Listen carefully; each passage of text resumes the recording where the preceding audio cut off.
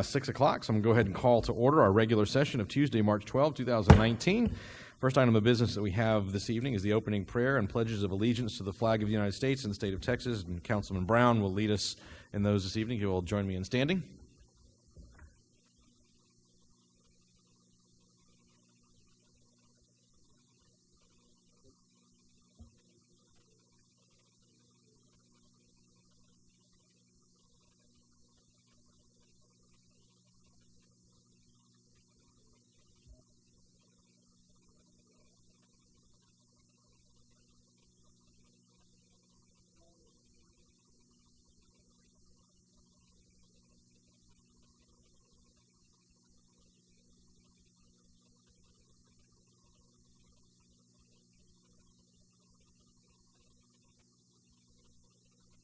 Amen.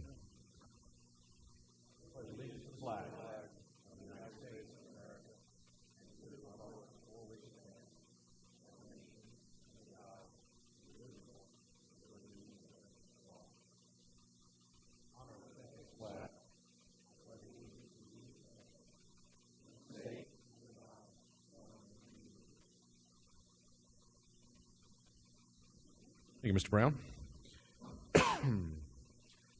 Two things before we get started. The first one is if there are any high school students that are here in the audience participating in the Hal Baldwin Scholarship Program, please make sure you do either sign in the foyer or see the city secretary before you leave. Second, we have a scout that's with us this evening, Tyler Peak from Troop 51, working on a communications badge. Welcome. Very happy to have you with us.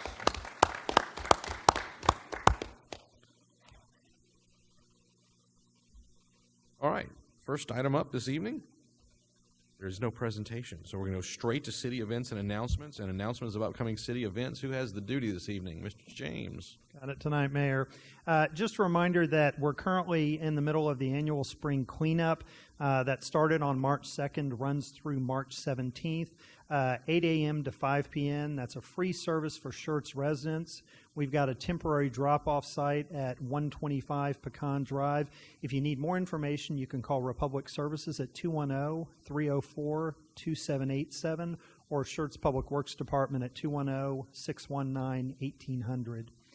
Tomorrow, Wednesday, March 13th, we're going to have a blood drive out in front of the Community Center parking lot from 8 a.m. till noon. South Texas Blood and Tissue Center will be on site collecting donations during that time. You can schedule your appointments online or call Tyler Bowker at extension 1400 here at the city, 210-619-1400 to schedule a time to go in, or just show up and they'll work in. Thursday, March 14th is the Northeast Partnership meeting at 11:30 at Olympia Hills Golf Course and Conference Center. Friday, March 15th, Express Chiropractic and Wellness is having a ribbon cutting, so thanks to the Chamber for that. That's starts at 1:30, should last about an hour at 6000 FM 3009 in Schertz. Speaking of the Chamber again, their next luncheon is Tuesday, March 19th, 11:30 at the Civic Center. And then also on Tuesday, March 19th, because we don't have council next week, there is the Schertz HOA President's Meeting. So this is the second one that we'll be doing, talking to the leadership in HOAs. Wednesday, March 20th is the 23rd Annual Employee Remembrance Day. That's at noon at the Public Works Complex located at 10 Commercial Place.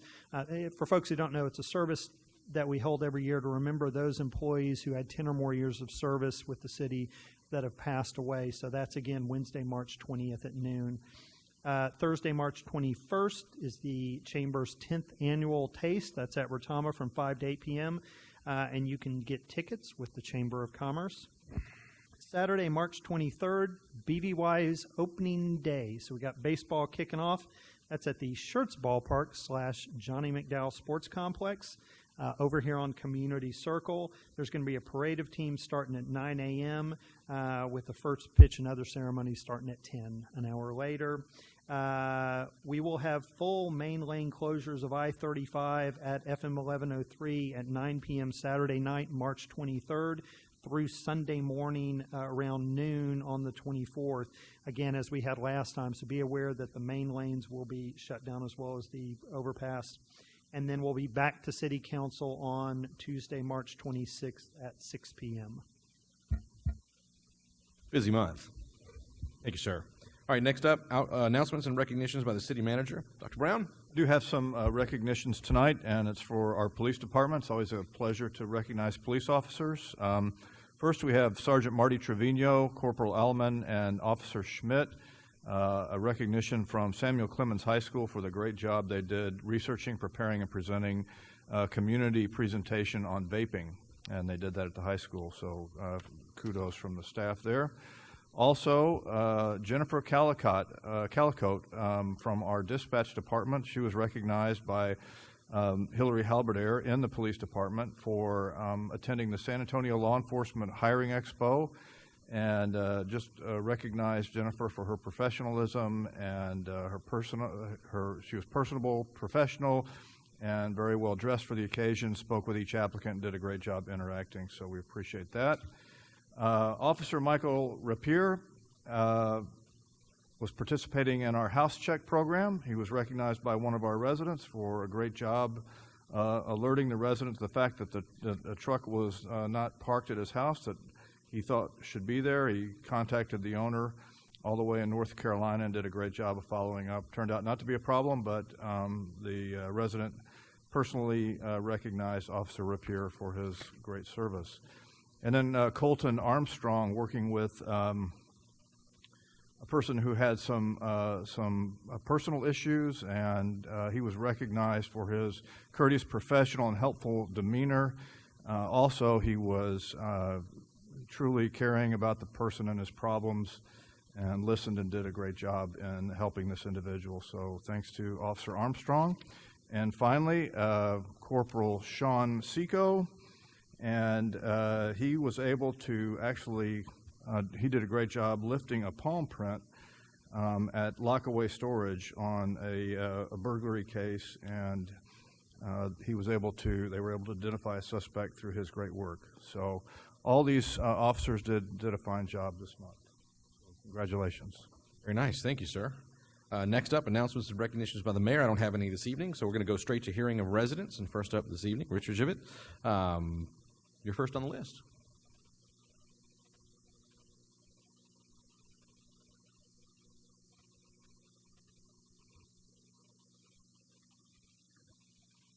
Richard Jevett, 2550 Chasefield Drive, Schertz, Texas. What I wanted to do was basically say thank you to everyone who participated in that Historical Society presentation.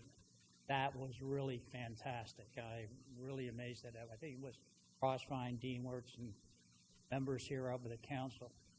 I haven't seen anything like that in a while, and it was great to really look at it and see how Schertz has developed within that time period. The one thing I would like to find out, and I'm sure I've had a lot of people ask me about it, that they couldn't attend this, but if there's a way that they are able to get the DVD and something like that to kind of get that presented to everybody so they can see it. And the second thing I would say is it would be an ideal thing to get to the schools, not all of the, like elementary, but maybe like the middle school and the high school, just so they can see what it is and what kind of an area they live in. Again, thank you all very much. Good. Thank you, sir.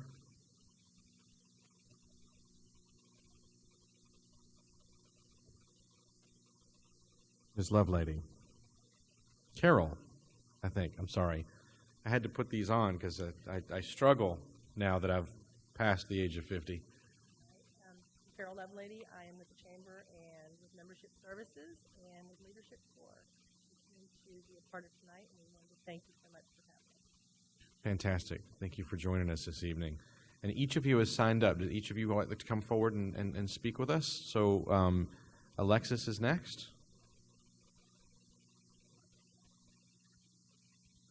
Or you can come up all together. Your preference, whatever you wish. I'm Alexis Bufford, and I'm with Leadership Corps. Thank you guys for having me. Hi, I'm Sharon Mercer. I'm a resident of Schertz, and I work for Broadway Bank in Schertz, and I'm a part of the Leadership Corps 2019. Thank you. Thank you. Hello, my name is Yasmin Saeed, and I'm a senior at Steele High School, and I'm part of Leadership Corps, and I'd like to thank you for having me. Thank you all for joining us this evening. Good stuff. All right, we're going to go straight into our business portion of the meeting then. The first item that we have on the agenda tonight, we have the consent agenda items, and we have consideration or action regarding the approval of the minutes of the regular meeting of March 5th, 2019. Item number 2, ordinance 19T09, an ordinance by the City Council of the City of Schertz, Texas, authorizing an adjustment to the fiscal year 2018-2019 budget, repealing all ordinances or parts of ordinances in conflict with this ordinance and providing an effective date.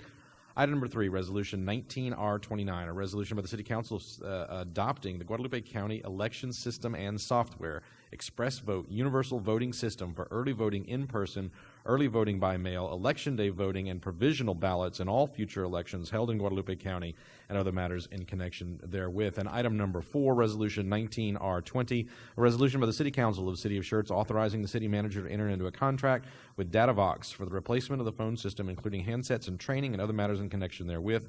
Council, any of these that need to be pulled for individual consideration? If not, is there a motion to approve the items as presented? So moved.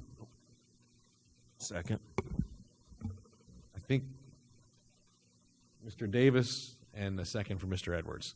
Any other comments, questions from council? Hearing none, I'll call for a vote. Aye. Aye. Aye. Aye. Aye. Aye. Aye. 7 ayes and no nays. The motion carries. All right, next up, we have a discussion and action items. The first one this evening is Ordinance 19S10, an ordinance by the City Council of the City of Schertz, Texas, amending the official zoning map by rezoning approximately 2.5 acres of land from General Business District GB and Pre-Development District PRE to General Business District GB, located at 6486 IH 35, City of Schertz, Texas, in Comal County. Evening, sir. How are you? Good. How are you? Excellent. All right. Good evening. So this is a zone change application for 6485 I-35, also known as Sheffman Schutz Lot 2, to go from general business and pre-development to general business. So just for your reference, the subject property here is outlined in green. This is 35, and this red line here is the City of Schertz limit. In preparation for the meeting, 3 public hearing notices were mailed to the surrounding property owners, and the public hearing notice was posted in the newspaper. Staff has received 2 responses to the public hearing notices, both in favor of the proposed zone change. Here's the current zoning map of the area. The location of the subject property is indicated with the gold star. It's currently partially zoned general business and pre-development. You can see that zoning split here with the 2 different colors. Overall, the subject property is currently surrounded by an automobile sales business, the major interstate highway here, and a large 100-acre parcel of mostly undeveloped land with small agricultural uses. The proposed general business zoning district will allow for the development of commercial businesses, which is compatible with the current surrounding land uses and zoning districts. According to the comp plan, the subject property is designated as commercial campus, which is represented here by the lighter red color, and the general business zoning district would allow the property to better represent this commercial campus land use by regulating the potential development to promote the commercial uses, such as a wide variety of retail and service establishments that are typical for properties along I-35. Not only is the zone change compatible with the comp plan, but as you saw earlier, more than half of the property is already zoned general business, with the other portion being zoned pre-development, and this zone change would simplify and clean up the property's zoning designation into one district while remaining compatible with all the plans. The general business zoning designation would also match the vast majority of the other commercial properties along the I-35 Schertz corridor. Based on the general compatibility of the comp plan and surrounding land uses, the property's existing split zoning, and the property's adjacency to I-35, general business is the most appropriate for this property. Therefore, staff recommends approval of the zone change application as submitted. Thank you, sir. We do have this set for a public hearing this evening, so I'll open the public hearing, and anyone from the general public that would like to address the City Council on this matter may come forward and do so. We ask that you keep presentation to about 3 minutes. If you need a little bit longer, we give you a little bit longer to do so. But at this time, we're going to open the public hearing. And anybody that would like to address the City Council on Ordinance 19S10 can come forward and do so at this time.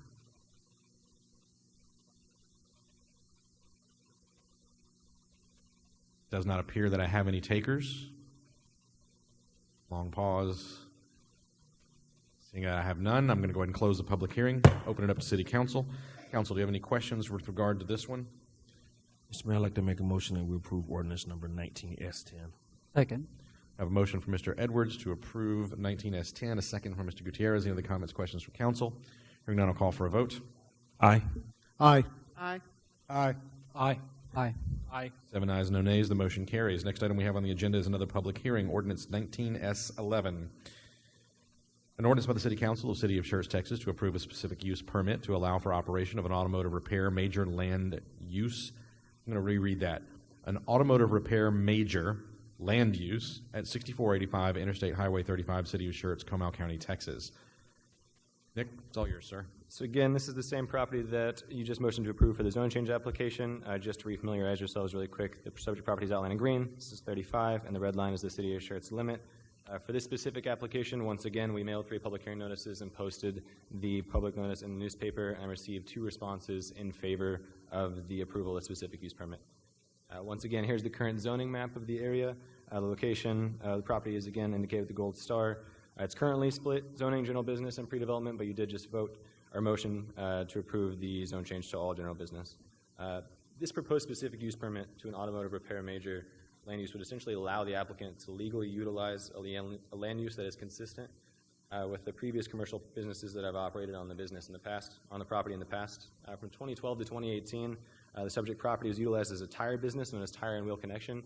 Therefore, it would not be, the automotive repair major land use would not be a significant change to how it was previously utilized. It would also not have an adverse effect on the surrounding properties. As you saw earlier, it's next to an automobile sales business, a major highway, and a large undeveloped tract of land. This land use is not new to the area and will not have an adverse effect on the surrounding properties. Here's a conceptual site plan provided with the application. The applicant is proposing to utilize the existing 8,000 square foot building here as an automobile repair commercial business. This structure that already exists is currently a legal non-conforming structure according to UDC Article 7, which means that it is allowed to remain in its current state as long as it is not enlarged, expanded, or relocated. And they're not planning to do any exterior modifications to the building, so it won't have to be brought up to the current architectural design standards. But here's a zoomed-in version to see what they actually are changing. They're not proposing any changes to the addition. They're not adding any pavement, but they're actually replacing the existing graveled area on the west and south side of the property with the grass sod, greatly decreasing the amount of impervious coverage, increasing landscaping. They're also going to bring up the entire site to the current code standards regarding all necessary life safety items, such as the fire lane, parking standards, and the associated landscaping requirements that come with the parking. So essentially, this proposed specific use permit to allow an automotive repair major land use is appropriate for the site for 3 reasons. Number 1, it will have no adverse impact on the surrounding properties. Number 2, it will allow the property to legally continue utilizing a land use that's already been there for the better part of the last decade. The new applicant is going through the proper channels to ensure it's approved by the Schertz UDC and legal. And third, the land use is compatible with the directly adjacent major interstate highway and all of the commercial businesses along the 35 corridor. Therefore, staff is recommending approval of the specific use permit with the following conditions: that the building permit is approved within 1 year of the adoption of the SUP ordinance, and that the use begins operation within 2 years of the issuance of the building permits. Thank you. Thank you, sir. This is also set for a public hearing. Anyone that would like to address the City Council on this matter may do so once I open the public hearing. Same instructions apply as before. I'm going to go ahead and open the public hearing. Anyone that would like to address the council may do so at this time. It appears that, once again, I don't have any takers. As such, I'm going to go ahead and close the public hearing. Open it up to council. Council, questions on this one? Yes, sir. Yes, sir. I do have one question. Let's say in the future, this particular property, they start developing around it. Will there be any kind of requirements for a fenced area or some type of masonry wall at that time? So you're talking about a screening requirement? Correct. So the 8-foot masonry requirement for screening is when commercial properties are adjacent to residential properties, whether they're residentially used or zoned. None of the properties, if you can see, are zoned residentially. And then the adjacent properties are the highway, the commercial automobile business, and this large undeveloped land that's general business and pre-development. Okay. Dr. Scagliola? Yeah, I was just Sorry, wondering. Mr. Edwards, were you finished? Okay. I'm trying to figure out exactly why the special use permit is required at all. What's the purpose? For an automotive repair major land use, a specific use permit is required. There's different designations between auto repair major and minor, including kind of engine work and other things that are a little bit more serious instead of just tire replacements. This is essentially just creating kind of a legal record of this land use that's already been in existence for the better part of the last decade through Tire and Wheel Connection. Well, so basically the code requires a specific use permit for the type of business. For this specific land use, yes. Right, and that's in the UDC? Yes. Okay. I'll accept that as an answer. Thank you. Very good. Anyone else? I'll move from the chair that we approve ordinance 19S11. Second. That was a motion from the chair to approve. Second from Mr. Edwards. Any other comments or questions from council? Hearing none, we'll call for the vote. Aye. Aye. Aye. Aye. Aye. Aye. Aye. 7 ayes, no nays. The motion carries. Very good. Thank you, Nick.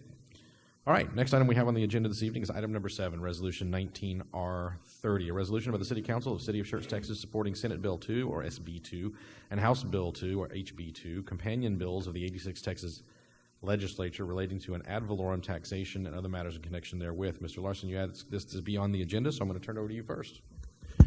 Thank you, Mayor. So I don't think it's not frequently something that we do as council is to comment directly on legislation being considered by the state legislator, but because of the direct impact this has on our community and the residents of Schertz, I thought, and for other reasons I'll get into briefly, I think it's important that we address it. And currently there's a bill proposed, HB2, SB2. It is a bill that is one of the top legislative priorities by Governor Abbott for property tax reform to help slow the pace of property tax growth in the state of Texas. The bill seeks to instill transparency in local government process, and there are a wide variety of groups, special interest groups, as well as just advocates and individuals who are spending a lot of resources fighting against this particular bill that I think is in the best interest of the people of the city of Schertz. And it's important that we send a message to the state legislator, that the legislative branch, that we do have a stomach for greater transparency at the local level. It's not common that any governing body would vote in support of referendums that would limit their power or give them greater accountability. And so I want to take just a few minutes to explain why I feel like it's important that we do so. Give me just a second here. I want to stay organized so I don't waste time. I know everybody's in a hurry here. Property taxes is one of the vilest of all taxes. You can never own property with property tax. You can only rent it from the government. That said, it is the necessary evil. It's the way we fund government here in the community. And so what the state legislator is trying to do is instill a greater level of accountability for governing bodies when it comes to passing property taxes. And this is an important measure for us to support because it does, in fact, leverage what makes local government best. See, one of the things that the opponents of this bill say is that governments that are local govern best, and that's absolutely true. But the reason governments that are local govern best is because they're closer and more accountable to the people. When you vote in a community of 40,000, you're one of 40,000 voters, your voice is 20 times more powerful than you are when you vote in a group body of voters of 800,000 like you do for the Texas legislator. It's not because the people who govern in cities and the people who lead cities are a better form of governance, are better politicians than those who go on to serve in the U.S. Congress. It's because local government is best because you, as the resident, the individual, have a greater say in how you're being governed. And so when this bill brings a level of transparency that requires conversations directly with the community and gives a direct voice to residents when there is a budget need that requires a large tax increase. This bill is very careful that it does not cap taxes. Cities can continue to make the changes in their budgets that are necessary to meet the demands of the community. It simply says if we're going to raise taxes and those demands exceed 2.5% increase of current revenue, that the residents get a say. And so that's leveraging the power of local government by allowing the residents to have a direct voice in the policies that matter most to them and the policies that impact their lives the most. Now, I know there's some controversy with this bill, and one of the realities is the state legislator is not perfect, and this bill is not perfect. In fact, this bill is a small step towards providing property tax relief, and the reality is it probably won't provide a great deal of property tax relief. But every increment towards a greater accountability for government and every step towards making government accountable to the people is a good step in my mind. And there's a lot of arguments that I want to clarify related to SB2 and HB2. We talked about the first one, how people say, hey, local government is the best government and the state shouldn't interfere with local government. Well, we discussed how local government is the best government because it's responsible to the people, and this simply makes us more responsible to the people. So we're leveraging that benefit by supporting HB2 and SB2. You'll hear some commentary potentially that emergency services and essential services from a city will be devastated, or it'll impact our ability to handle emergency services or essential city services. But the reality is that this bill, one, it doesn't provide a cap on revenue for communities, and two, politicians like to act like emergency services and essential services are the last to be funded and the first to be cut. And that's ridiculous. There is a great deal of opportunity for communities to adjust to a slower rate of revenue growth without impacting the essential services. One of the unpopular but very real exhibits of this is right here in Schertz with the Windy Swan Pool. And I want to speak about the Windy Swan Pool as it relates to property tax reform in this bill because it highlights something that is just the nature of politics and why greater accountability is better. See, as a politician, there's a great deal of pressure to make sure that if you want to impact change for your community, you have to have a seat at the table. Well, you can't have a seat at the table if you don't get reelected. So when you have a situation like Windy Swan Pool, let's do a brief overview and I'll talk about how those pressures impact governments and why greater accountability is needed.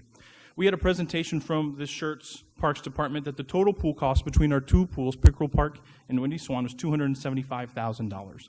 Of that, $175,000 is the management fee. There's not current budget tracking to split the difference between the two pools, but Windy Swan being a smaller pool, I have to assume it's a smaller portion. So we'll assume that of that $275,000, 40% of the cost is to support Windy Swan Pool. That would mean the cost annually for that particular parks treat is $110,000. The presentation also said that Windy Swan Pool had about 2,100 total uses. We're throwing out a lot of big numbers there, so $110,000 cost for 2,100 total uses. That comes out to a cost per use of $52. Now, I don't know about you, but I would never pay $52 to use a swimming pool. This was brought up, and even the Parks Department conceded that something has to be done. Their presentation was originally going to be called The Tale of Two Pools, because Pickerel Park Pool, which costs a little bit more to maintain, I'm sure, has over 22,000 visitors per year. Certainly a cost of about $6.50 per person, and you can say that's a good return on investment for a community. But $52 per use is not. Well, when we brought this up, I was the only member of council who thought it was prudent to review whether or not that pool should exist at $52 per use. And that's not because I'm better than my other council members. In fact, I think many of them are better than me at this particular role of being on council. But it highlights a political reality that changes the way you think when you're on this side of the dais. And that is, if I'm spending $52 per use for a pool from the community budget, most people aren't going to know that. Most voters that don't know about Windy Swan Pool, they don't live by Windy Swan Pool, and the vast majority certainly don't use it with only 2,100 total uses. It's never going to cross their mind. But those 2,100 people, if I take that pool away, they'll remember, and they're voters. And so this political pressure constantly causes politicians to act in the long term, thinking in order for me to make a difference, I have to have a voice seat at the table. I have to have a voice. And so any other governing body spending $52 per use for a pool, I think anybody up on this side of the dais would object to and say that's a ridiculous example of waste. But when it comes to our own community, where we're accountable to the voters, that conversation changes. And so placing a greater deal of accountability on communities that are needing to increase their budgets forces the city to have that conversation directly with the residents. It forces the residents to be more engaged in the conversation so that they can say, hey, why are we spending $52 per use for a pool? Now, if you ask me, and we get to a point where we need to increase our revenue faster than inflation and go above that 2.5%, we simply have to go to the voters and make the case. And at that point, we have to be proud of every item in our budget. And I can tell you we're not going to go to the community and say, hey, we need to keep paying $52 per use for a pool, but we're going to have to cut emergency services or essential services. That's not a realistic argument to say that it works that way. It simply wouldn't. And so this level of accountability shifts the incentive base for people on this side of the dais. It makes us take a holistic view of the budget. and the future goals of Schertz, and it makes us communicate those directly with the citizens of Schertz. I think sending a message to the legislator that we support local government, so we support accountability to the people, makes sense. Finally, an argument that I've heard frequently is, hey, we're elected to make those decisions. People elect us to make those decisions.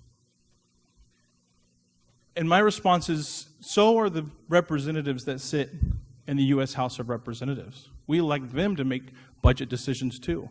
And they're $22 trillion in debt with $100 trillion in unfunded liabilities that they have no answer for and are making no steps to address. And they're not some different breed of person. Many of them started their political careers in seats just like this. They think the same way, they vote the same way. And so we may have an exceptionally trustworthy council today, and I believe that we do, but we don't know who's going to sit in these seats tomorrow. And so we're not saying, hey, let's limit cities' ability to raise revenue.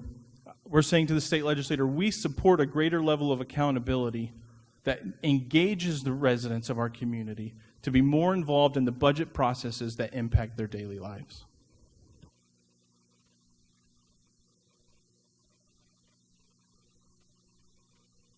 Council? Mr. Gutierrez? Our city's vision and values are important, and as council, we are elected to ensure the city is on the right path. As individuals, our philosophies differ, but it's critical that we align ourselves to ensure our community is safe, essential services are available, and our businesses prosper. I'm sure all council members here oppose raising taxes, but strategic planning is a large part of the present and the future of this city. As the mayor stated before and indicated, council raised taxes 100% back in 2008. You ask yourself, why? Well, to ensure our community continues to grow and our city could control their own destiny. The water line is something that would not have been accomplished if this such resolution was in effect back in 2008. The vision council had back in 2008 has flourished, and our residents have reaped the benefits by owning their own water line and also paying lower prices. This resolution ties our hands for future projects. Not to mention, should a natural disaster occur, our city would take years to recover by raising taxes when it's limited to 2.5%. Our mayor mentioned that 2.5% could also lower our bond rating, therefore increasing the interest rate that we pay for borrowing money from lenders. Now, this past year, not too long ago, in September 2018, we did raise taxes by a little over 2 cents for an extra $800,000 needed to accomplish some items that we have pushed back. But this same year, we refinanced some of our bonds, saving our community close to $1 million. There's a give and take there. City leaders, not just here in Schertz, are in a better situation to determine the needs and wants of their community. We should allow city leaders to plan and guide their city as they see fit. We all plan, but sometimes the unexpected can also cause consequences. Take, for instance, a full tank of gas is sufficient enough to go from Houston and San Antonio and back. But in September 2005, during Hurricane Rita, several vehicles ran out of gas. No one could have imagined the mass exodus that occurred in Houston. And city leaders also face future challenges, and placing obstacles may impede their recovery. Church citizens and leaders have determined it was not a good idea for our community to stop the shred day, close an outdoor pool, stop the free lunch program for our local seniors, or discontinue the publication of the Schertz magazine. I'm sure most will oppose this resolution which limits or impedes our progress. Schertz continues to grow regardless of the tax increases because Schertz offers a safe community, essential services, a high quality of life, and a great school system. All these add value and all these add value to residents, and that's why they have chosen to live here in the city of Schertz. I admire Councilman Larson's determination to fight for lower taxes, and at times, I will be by his side to continue the fight. But this resolution is something I cannot support. Mr. Edwards. I have several questions, and Mr. Larson, you might want to write these down. If we rent our property from the government for property taxes, what do you propose if we don't have property taxes? That's question number one. And are there any municipalities in the country without property taxes at all, or taxes at all? That's number two. What legal mechanism do you propose for paying for essential services? And I can certainly tell you I own a pool in my property right now. I think the mayor owns a pool at his home. And I can roughly tell you, and Mr. Davis, do you own a pool as well? I know I'm paying over $52 a month for that pool, for electricity, 40,000 gallons of water, and you just keep going. My wife does all that, but it does. So I think I pay for that. It's not an essential service for anyone but my family, but I work hard, and I think I should enjoy that. We've had, over the past 10 years, 9 years I've been on council, we've had numerous public meetings for budgets. Many of the citizens have been there. Many citizens have been there. But last year was something very unique. We had citizens come out and say, you know what, we think we ought to increase the tax. But here's the reason why they said it. They said it because Mr. James and the staff put together a budget and said things such as, we're going to use efficiencies, we're going to make sure that we come in under budget, we're going to try to save money everywhere we can. They presented a sound budget. So that's the value proposition for us. I have no problem with someone saying, let's lower taxes. Man, I was asking Mr. Brown earlier, previously, I think I held the record for paying the most taxes on the dais. With businesses and everything in the community, homes. I said, wow. I said, Tim, now, Mr. Brown, he owns Remax. The number he told me was staggering. And I thought, I'll gladly concede. You can have that title now. But the reality of it all is, guys, look, we have a budgetary process in place right now that includes the community. I will tell you, get involved. There's nothing wrong with that. Get involved, stay involved. We want to hear your voice. There's not one time when you show up to a meeting that we don't say, you're not welcome. Whether that's come to blast us or whether it's coming to praise us. Either way, you hired us, you put us here, you elected us to do the job, to be good stewards over the finances, to make sure you have your essential services in place. You hired us to put the proper personnel there for you as well. That's why you hired us. Is it tough? Yes. So I don't agree that we should send the resolution up to the state. I don't. But I also believe that we let Austin be Austin. They want to keep it weird? Let it stay weird. Let Schertz be Schertz. Mr. Gutierrez, you said some things, and I agree with you 100%. There are some times when we may have to raise taxes. There are some times when we can lower taxes. But I don't believe that one item in here, it says the only pathway to sustainable growth and budgetary process is by lowering spending. I don't agree with that. What happens when you have a huge corporation that wants to move here and we need to add something into our toolbox to bring them in? What happens? Other companies or other cities are competing for us. They're competing for that same business. So the value proposition is, and talking about the $22 trillion debt, is it a problem? Well, in America, that's 67,000 per individual in the country, if you count the individuals that are registered in the country. That's 127,000 per taxpayer. Okay, so is that going to be a problem? I can tell you now, guys, we've raised the debt ceiling. Does anybody want to take a wild guess how many times? Almost yearly, we've raised the debt ceiling. Our bond rating will be impacted. And you're absolutely right. We cannot afford to have our bond rating impacted and paying higher interest to do our projects in the city, our capital improvement and everything else. We can't afford that. It would hurt us in the long run. Again, go back to the value proposition, okay? When you look at that pool, those people pay for that pool too. I don't propose covering a pool up with dirt. I don't propose, why would you do that? It just doesn't make sense. Eventually, you're going to have an Olympic pool record broken, or you're going to have an Olympian come out of this aquatic center, and you'll be saying then, thank God we built it. When Steele High School was built, when all these high schools were being built, all these little schools, these kids are going off and doing great things.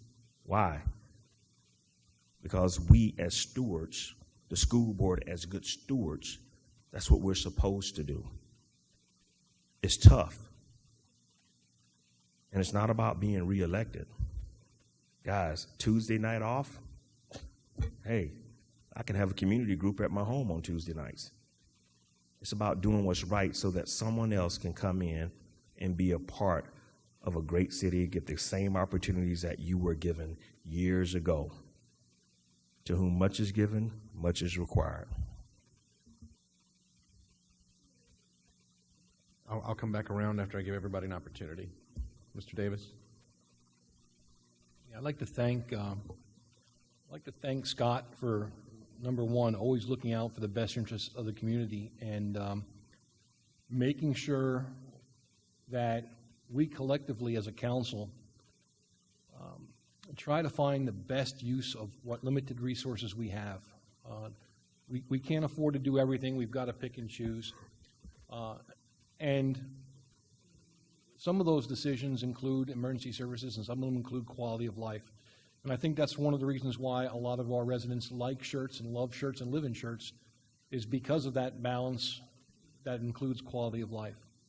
I'm not going to recap a lot of things. I think Councilman Gutierrez and Councilman Edwards brought up some excellent points. But with regards to the resolution, the way I see it, Austin, again, is trying to push out their agenda down to the local level and impact our ability to run and manage our city the way we see fit. The bottom line is there is already a procedure to keep a control on tax increases. There is already a calculation for a rollback rate. There is already a process in the state where if the local community exceeds that rollback rate, the citizens have an opportunity to voice their concerns. Is it perfect? Absolutely not. Is SB2 and HB2 that's being proposed perfect? Like Councilman Larson said, no. So to replace one imperfect plan with another imperfect plan this doesn't make sense to me. The resolution says it's seeking to install transparency in the local government budgeting process. To be honest with you, I can't see how we can get any more transparent. We have 2 budget workshops between the staff and the council members that's open to the public. It's advertised on the city website. It's advertised in the Schertz magazine. We get the word out as best we can to everybody, and a good number of residents choose to participate. Now, a larger number choose not to. After we formulate our budget, we advertise it in accordance with state laws in the paper. We have 2 public hearings at city council meetings before we set a rate.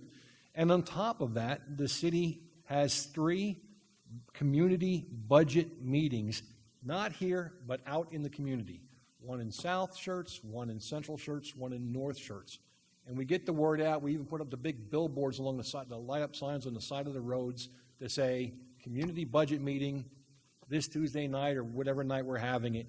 And we do have some good citizen participation at those meetings. It's been getting better every year. It's interesting to note that this past year, again, because of the input from the staff and based on the needs of the city council made a recommendation to increase the tax rate. And I did attend all three. I attended all the workshops, and I attended all three of the community workshops. And at not one of the community budget workshops did anybody from the public come up to me and say, no, you got it wrong, don't increase the tax rate. Not one. I saw commentary on social media about why is Schertz raising their tax rate. And ironically, everybody who had a comment about Schertz raising the tax rate wasn't a Schertz resident. Of everyone that I read on social media, it was somebody that had a great idea for the city of Schertz who in fact does not live here. Yet every resident I talked to, bar none, said, I get it. Like me, they weren't too enthused about paying more taxes, but I'm paying more taxes this year like everybody else is. But everybody said, I understand why you need to do this. Like some of my fellow council members said, our Parks Department, quality of life. On every resident survey we take, one of the biggest issues that we talk about is quality of life in our community. And our Parks Department came back and said, because of our budget process, because of the way we were managing our dollars over the past couple of years, we've managed to accrue an $800,000 plus deferred maintenance log. Those are activities, park amenities, things like that our residents use that were not being maintained.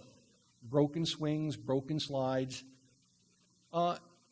And when the staff presented that at the community workshops, people said, I get it. Let's get on this and let's fix it. And all of the money that we generated, the $800,000 that we talked about from the tax increase, it's not all going to parks. That's going to fix our facilities. It's going to fix our streets. So I think we are being good stewards of the money. As a matter of fact, for those of you that were not present in the last year's budget discussions, we asked the staff, could they use more money? And they very responsibly said, no, we need to manage what we've got and work through this. But no, we don't need more than that. Let's get after some of the things that we can get up first and get ahead of this power curve. The other part, like Councilman Edwards said, I have a problem with that last line in the resolution that says the council recognizes that the only pathway to sustainable and effective taxpayer relief is reduced spending. That is just a statement that I can't buy into. We have done some great work. Ever since we voted to raise the tax rate, we've had several discussions regarding those things that we do in the city and have had active discussions on whether we should still do them. We've talked about the Civic Center. We've talked about the Schertz magazine. We've talked about pools and recreation. And in every case, we've also included how can we do it better?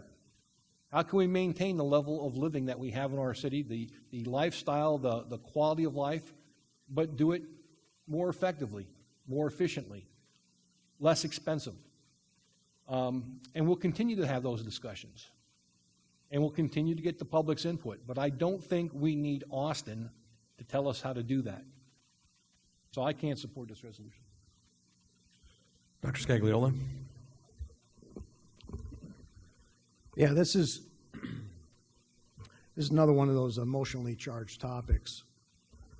But unlike the last time an emotionally charged topic came up, this time I'll explain myself. I'll hope to do so within 3 minutes, though.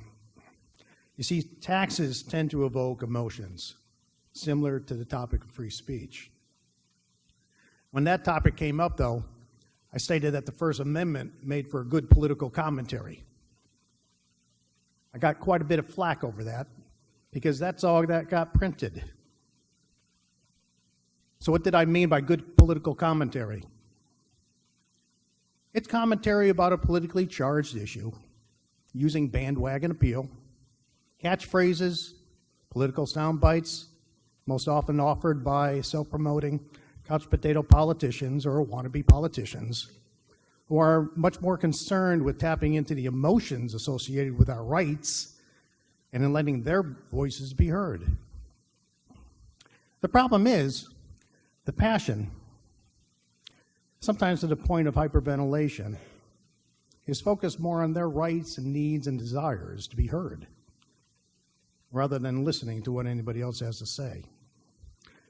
And I wonder how much of that is going to get printed.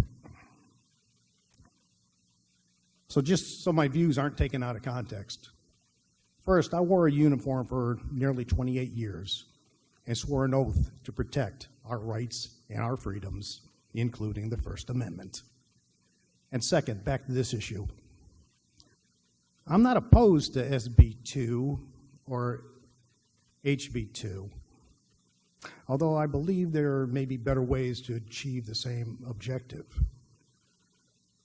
Now, please pardon me for being skeptical about intentions, but in my view, this resolution pretends to be something or about something when it is really about something else.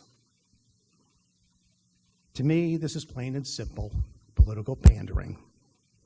Sounds to me like somebody is seeking a platform to run on, to self-promote or whatever. My suggestion is, if you want to get political, run for county office and see how receptive your base is to your ideology. But let's keep politics out of this city. Because to me, governance at the grassroots level is about serving our community and our best needs, and not some political base. Bottom line, proposing this resolution is inappropriate. That's all I have, sir. Mrs. Hayward. I'm going to take a little bit of different approach on this. The real problem here is not the cities that are taxing, it's the state abdicating its responsibility to fund the school districts properly. So over the weekend, I looked at my tax bill. And when I looked at my tax bill for 2018, the taxable value was $229,046. I paid $3,040 and some change to the school district. To the city of Schertz, I paid $1,100, roughly give or take, we'll say $1,200, rounded up. The county was $741. Lateral roads was $112. So when looking at this, and I go across the state, I'm paying, most cities and most people are paying 3.5 times higher taxes on the school districts than they are on their cities. When I did a comparison to see the percentage, I can show it. I have a dollar bill that I did. When it comes to the city, I am spending 23% of that dollar. When it comes to the school district, I am spending 59% of that dollar. And when it comes to the county, I am spending 14% of that dollar. And a daily rate of $3.32 for me, for the city of Schertz. I spend more of that at Starbucks getting a cup of coffee. So that $3.32 will fund everything that the city needs. And I think we're looking at, and the state in Austin, they're trying to tell residents that it is the cities that is running amok and spending money. When they don't want you, they're telling you this on the left hand, hey, we need to cap the cities because they're running amok. When they don't want you to see over here on the right hand that they're not funding the schools properly. Since 2008, they have not been keeping up with the funding of the schools. And our school systems are growing. And then they will come down with state mandates that the school districts have to follow. And a lot of that is with disabilities. They bring those mandates down, but they don't bring any funding. It is up to us, the property owners, to have to pay for that. So instead of us worrying about HB2 and SB2 saying, hey, the cities you're running amok, We need to make Austin realize that they're not doing their job, and they need to do their job and fund the school districts the way they had been in the past, 50-50. Mr. Brown? Thank you, sir. I'm a little bit split on this. I fundamentally believe in private property rights and the right of the individual to control their destiny. However, at the same time, I also look at what I pay in taxes between my house and my business. I agree with Councilman Hayward. The school funding is probably the genesis for all of the tax woes that we have, and not what we spend in the cities. Our city does a darn good job of being very transparent, planning very carefully all the money that we spend. I threw out a few numbers here. If they wanted to raise my house taxes 2.5%, just city, we're talking $20-some. Okay, anything more than that, it's going to cost more than that to set up an election. We're wasting money right there just to set up an election. All right. If they want to raise my house 8%, it'd be about $80 a year. All right. Again, we raise taxes, to do things locally, and locally we control that. My business, on the other hand, I pay $13,585 to the school district, and I don't have any kids that work out of that office. No high schoolers come by and cut my lawn. All right, and I know they don't cut your lawns either, but I have to go back to the same thing with Councilman Hayward. It's fundamentally it's a school district, or the school costs, and the unfunded requirements that we get from the state and the national requirements as well. We need to find a way to control that. The few $100s a year that we pay in city taxes, I pay $4,700 a year in local city taxes for my business. I'm happy to do that. Okay, and I know that, like I say, there's nobody in my office that's using a swimming pool. There's nobody in my office that's, coming around to use a lot of the playgrounds and things like that. They come in and they work from all kinds of places. They still pay their own property taxes. But so I really can't support us going to the state and saying that we have to vote on anything above 2.5%. I think that's just kind of counterproductive just on the cost of the vote itself, let alone the fact that you're taking away the city's fundamental right to take care of its citizens with the input of the citizens. Nobody here would be elected without the input of the citizens. Nobody's going to get reelected without the input of the citizens. And this city is probably one of the most transparent I've ever seen when it comes to asking for input from the citizens. So I can't support it at this time either. Mr. Larson, we'll come back to you, sir. Thank you, Mayor. I guess first, especially since the importance was emphasized when I write down the questions, I'll respond to Cedric's questions. If we rent from our government, do we propose that we don't have property tax?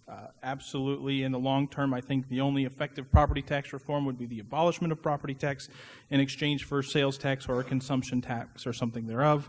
That would be 20 years down the road. It is possible. The state of Florida was on the verge of making that switch not too long ago. It would be of great benefit to make it where we could actually own property, and people who had limited or restricted incomes could have greater control over how much they're taxed. Are there any municipalities in the country without property taxes at all? Absolutely. There are entire states without property taxes. What legal mechanism do you propose for paying for essential services? Well, currently it is the property taxes, and I'm kind of okay with that. But ultimately, I would propose that that the state would eventually shift to sales tax. But that's outside the purview of City Council, so now I say that we just be as responsible and accountable as possible with property taxes. I think one of the things that's lost, this resolution does not make any mention of whether or not we support higher taxes or lower taxes. So there's a lot of commentary on, hey, we should be okay with higher taxes. We don't need to think about lower taxes. Everybody approves thinks the higher taxes are great.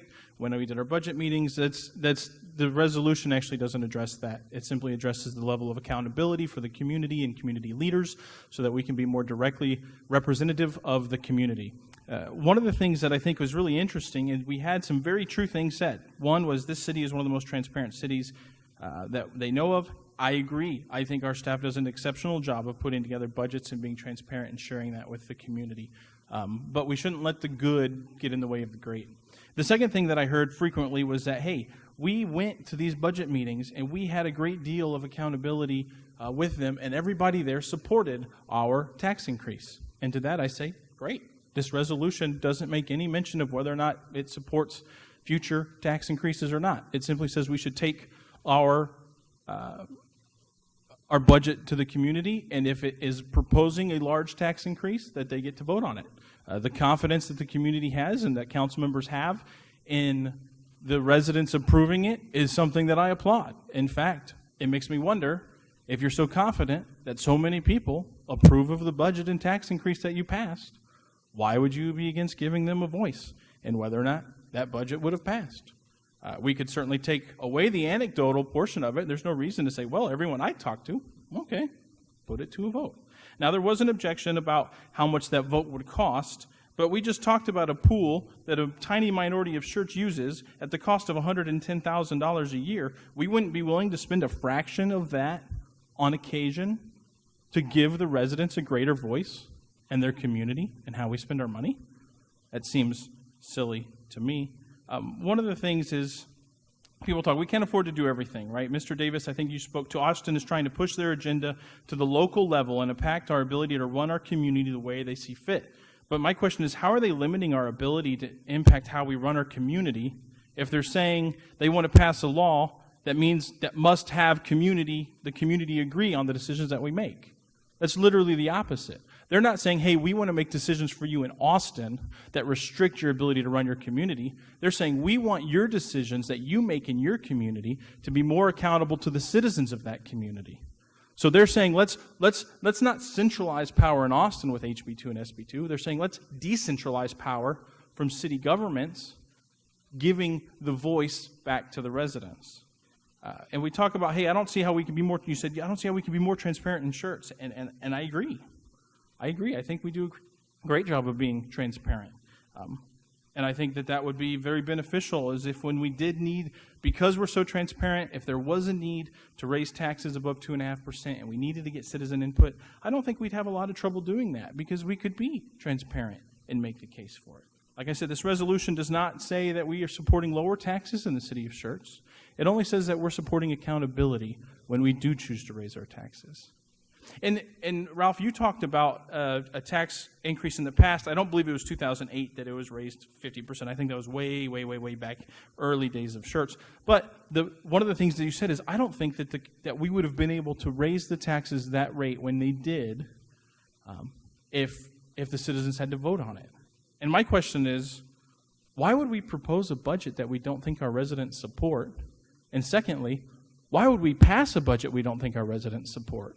If we're afraid that getting resident support is going to prevent us from passing a budget, we shouldn't be discussing passing that budget in the first place, because then we're not representing the citizens that we're saying we represent. It doesn't make any sense. It says, another thing you said is, city leaders are in a better position to determine the needs and wants of our community. And I ask, a better position than the residents of the community? That's all this resolution is saying, is that we support the residents to have a voice. So are we saying that city council has a better determination of what the community wants than the community itself? I can't follow that reasoning. And Ms. Hayward, you mentioned some very, very valid points. We do have spending problems and governing problems at the state legislature and at school boards as it relates to spending. But the reality is, we're not on the school board. We're not in the state legislature. We're responsible for the decisions of the Schertz City Council. And so when we discuss the property tax crisis, it's certainly pertinent to say, hey, maybe we don't need $250 million palaces for school. But we have a say in that as residents, and we should communicate that. But in our capacity as members of city council, we're responsible for that 23% of your property tax bill that we're responsible for. And it's time for local governments to take responsibility for their own irresponsibility. What's currently happening in this conversation is that every governing body is pointing at every other governing body and saying, it's not my fault your property taxes are out of control, it's their fault. It's their fault. The state says it's the schools say it's the state, and cities say it's the school and the state. It's really strange that no political entity thinks that they have any responsibility in the taxes that they levy increasing dramatically. That's a very, very strange thing that it's always another governing entity's responsibility to fix a problem that we contribute, admittedly, 23% to. And we did talk about a lot of opportunities, and now I will address Mr. Scagliola as well. There's nothing politicizes a topic more than saying that you think somebody is bringing up the topic to politicize and self-promote. And so anytime a political figure grandstands about how they won't comment on a topic because it's politicizing something that shouldn't be politicized, and the person bringing it up is self-promoting, there's a great deal of irony in those comments. And I'm sure that irony is not lost on you. The reality is, this resolution is not about whether we should have high taxes or low taxes.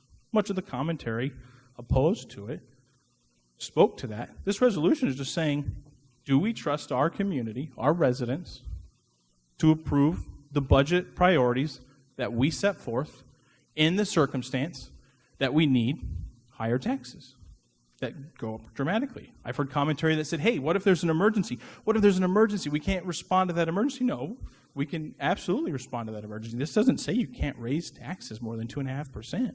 It simply says you have to go to the community and say, hey, there's an emergency. This is what we need to do to solve that crisis. And the community says, I agree. I'm all in. I'm on board. Let's do it.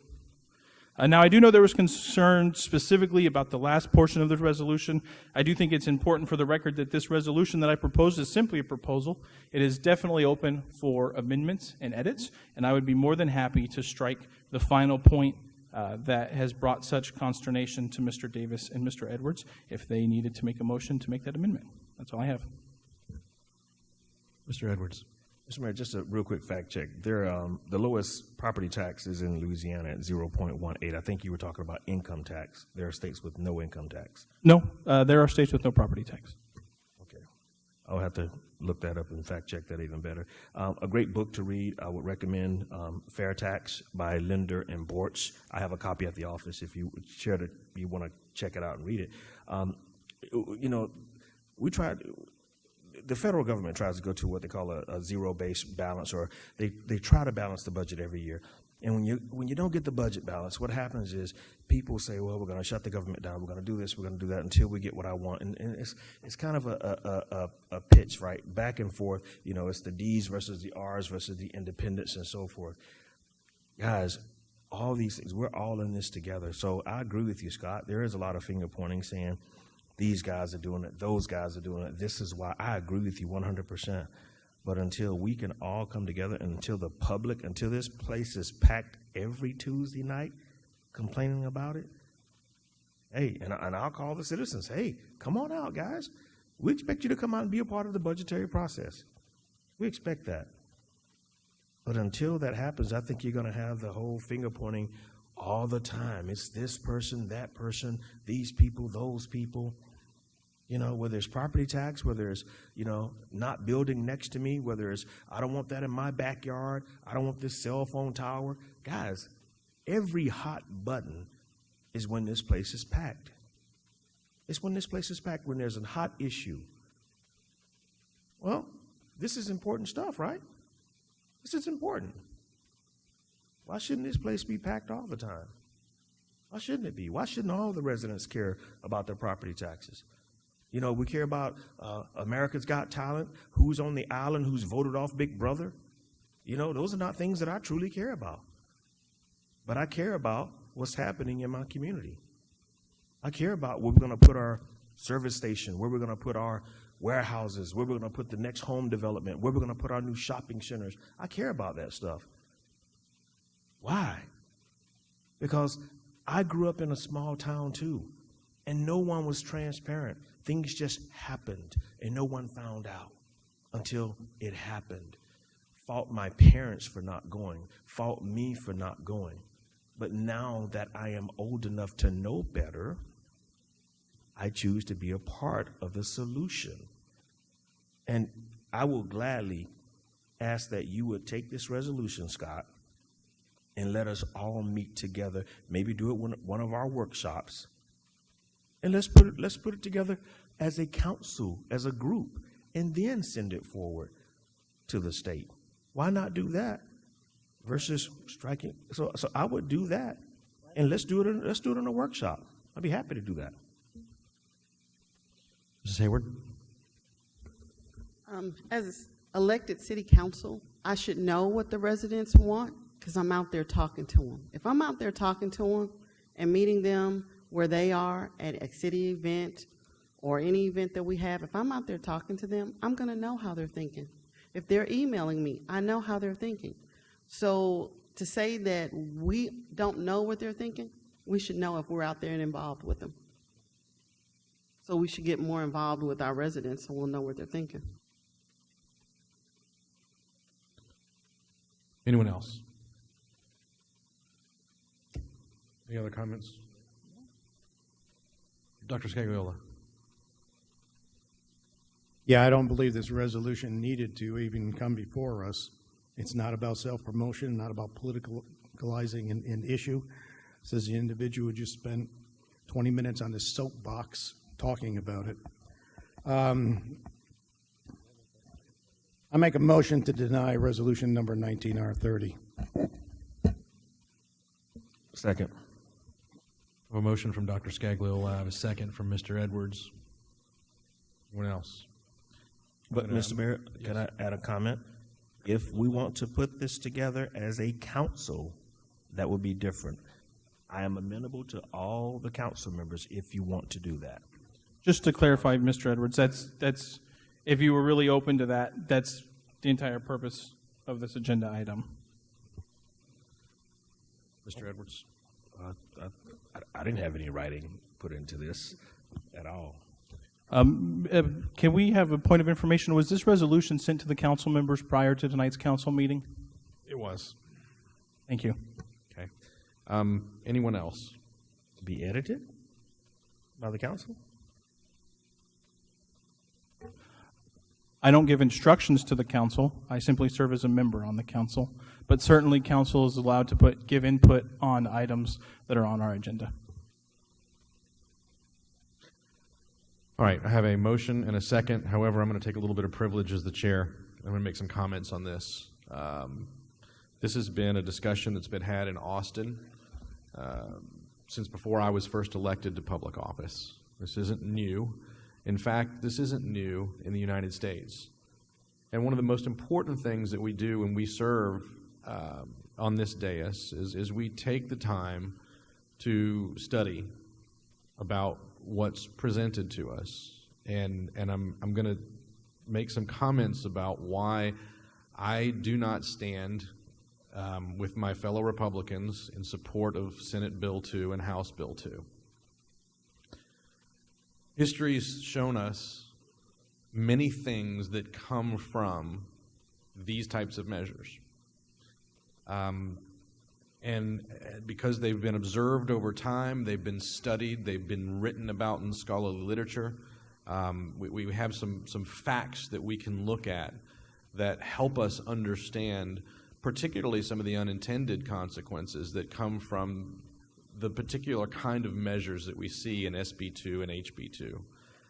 I want to point out a few things just very quickly as food for thought and about whether or not we should make any comment at all about these bills.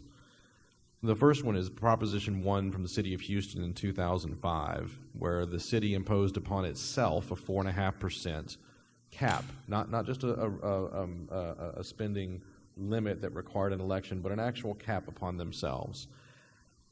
I would say that if we really want to talk about the things that SB 2 and HB 2 are suggesting, I don't think we need to delegate that out to Austin. If that's what we want to do here locally, let's debate it here locally, and let's enact it here locally. I agree with many of my colleagues that not all Texas cities are exactly the same. And we have been given the ability by the state of Texas as a home rule city to do everything that we want to or need to enact these types of things locally. By the way, when Houston did that, Fitch downgraded their bond rating from AA to AA-, citing, and I quote, challenge that the cap might, now I quote, challenge the city's ability to adequately fund programs serving a growing population and service area. Straight from the rating agency. So I do have a great concern about the effect that a 2.5% legislative limit without triggering an election might have, because it includes our INS on our bond ratings. In February 11, 2019, so just about a month ago, in a publication called The Bond Buyer, with regard to tax levy limits, which is what we're talking about here in particular, the article talked about that how one of the consequences of this type of legislation is that most local governments would retain the ability to increase non-tax revenues, such as fines, service charges, and fees that could offset the impact of a lower rollback rate as it relates to revenue-raising ability. One of the unintended consequences that we might see there is if we have seniors who are 65 years old and have their taxes frozen, today have that as a protection. If we start raising, or any city in the state of Texas, start raising fees, service charges, fines to offset a potential inability to raise revenue, those people who have that protection begin to have that protection eroded because they are going to be consuming things that may involve service charges, fees, fines. I don't think that's an intended consequence, but the literature tells us it's a common one. The biggest example that we have that we can look at is Proposition 13 that California passed in 1978. One of the reasons that California passed Proposition 13 was to make sure that people on fixed incomes wouldn't be taxed out of their homes, and that the curtailing of local spending would help to ensure that they would not be priced out of their homes. Look at California today. What's happened to the home prices? A lot of that has to do with cascading effects from the passage of Proposition 13, which, by the way, said the inflation factor is the max, but cannot exceed 2%. There's several other things that I wrote down in here. I would say that before making a decision about whether or not we would really want to either implement these things locally or speak to Austin about whether or not we think their bill is a good one, we need to read some of the works from Dr. Daniel Mullins, particularly Tax and Expenditure Limitations, Introduction and Overview. It's a 2004 article that was published, and a number of subsequent articles that talk about the effect of the implementation of this kind of legislation. And by the way, this kind of legislation has been talked about in the scholarly literature as TELS, or tax and expenditure limitations. There are 7 types that have been identified in the scholarly literature, and we need to be familiar with all of those types, and we need to be familiar with the consequences and benefits of the implementation of all of those types. It's also important to note that multiple of those types are contained within SB2 and HB2, and we need to understand what the interaction of those multiple types of tax and expenditure limitations may cause. Before we understand all of those things, I'm not sure we should be having a conversation about whether to support or not support that legislation. I think there's a lot of work and study to be done before we can come to those conclusions. That said, I have a motion and a second, and I'm going to call for the vote. Mayor, before I do, I almost set up a double negative. So let me phrase that a vote of yes means you do not want to approve this resolution. I vote yes.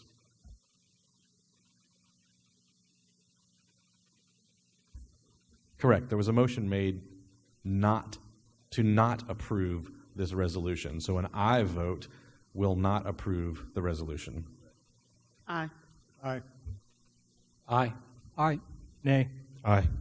I have 6 ayes and 1 nay. The motion not to approve the resolution has passed.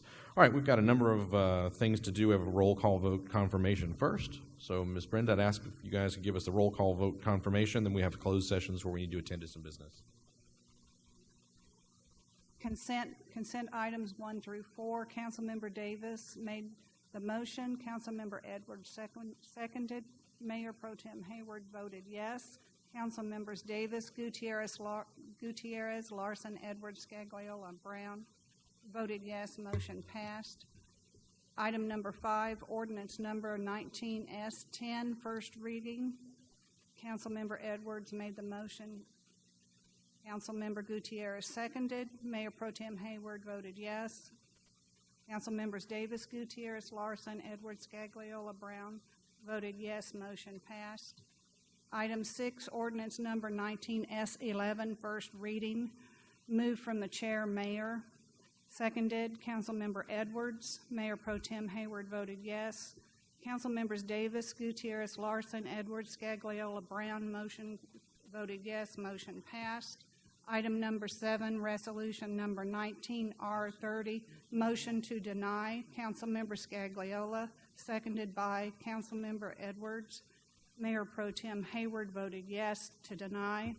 Council members Davis, Gutierrez, Edwards, Scagliola, Brown voted yes to deny. Councilmember Larson voted no to deny. Motion failed. Our motion passed. Sorry. No, it's all good. Thank you very much. I appreciate it. The next items that we have on the agenda this evening. But, Mayor, back up 1 second. Yes, sir. The motion failed. The motion passed, which means the resolution, we got that clear. Yep. Okay, Motion, thank you. motion passed. As I said, it's a double negative, and it's getting late. Yeah, the motion passed to deny. Correct.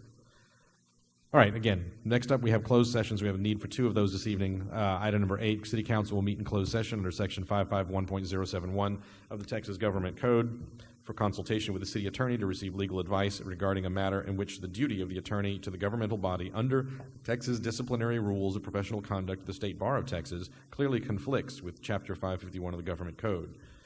And number 9, City Council will meet in closed session under Section 551.087 of the Texas Government Code deliberation regarding economic development negotiations, in particular with regard to Project E-051. So at this time, we will recess our open session. We'll go into closed session and return as quickly as we're able. We'll go back into open session. Item 8A, take any action based on discussions held in closed session under Agenda Item 8, none this evening. Item 9A, take any action based on discussions held in closed session under Agenda Item 9, none this evening. No need for a roll call vote confirmation, so we'll go to requests and announcements. And first, announcements by the city manager. Anything further this evening, sir? Nothing further.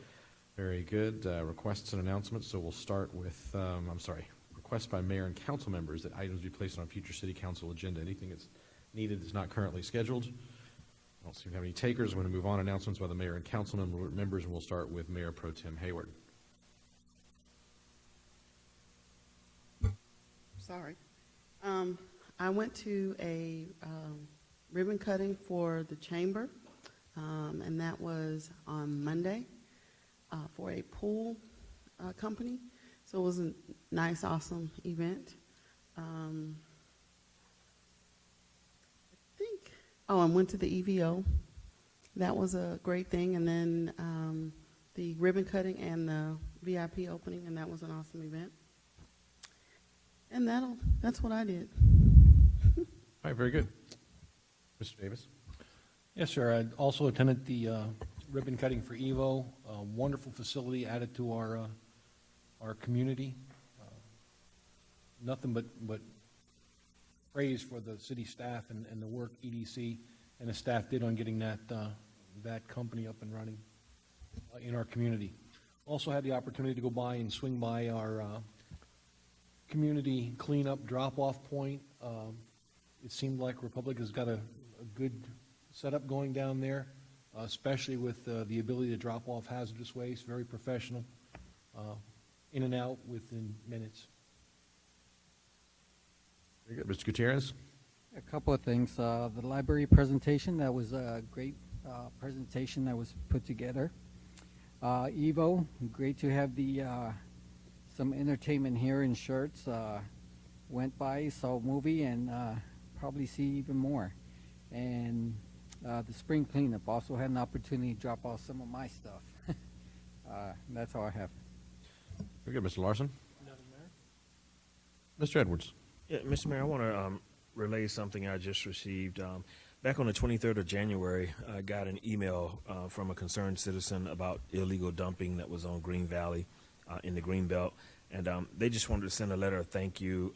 They copied this to the city manager, of course, but to Mark Bain, Chief Hansen, Stephen Pulaski, Brian James, of course, for stepping in, as well as Thomas Brooks and Ernest Spradling. They just want to say thank you for taking care of their issue over on Green Valley. Thank you, guys. And, of course, the Evo grand opening, everybody was there. Great. The VIP tour was amazing behind the scenes. I think that was indication of what you're looking at. When you see the screen out front, you really don't know all the technology behind it. But, man, they have done a great job. And kudos for Evo for getting open early, as well as for CPS. I understand that prior to this taking place, that we did not have power until the night before. So is it Roland? Roland Hinojosa, thank you from the bottom of our hearts for helping Evo get open. So I just wanted to publicly say that because not many people know what's going on behind the scenes, and he did have his crew out there working 24 hours straight, I think. All right, thank you again. Good. Dr. Scagliola? Yeah, ditto on the Evo event. Also attended the ribbon cutting at the chamber. That's all I have, sir. And Mr. Brown? Again, ditto on the history and Evo. The history project, like Mr. Jevitt said earlier, needs to be available for the public somehow, some way, and hopefully we can do that. Thank you. All right, and we'll echo again the videos that we saw at the library with regard to the history and the culture around the city of Schertz. I was incredibly pleased. Certainly outdid my expectations for where we would be when we started the preservation team many years ago. They've done a great job.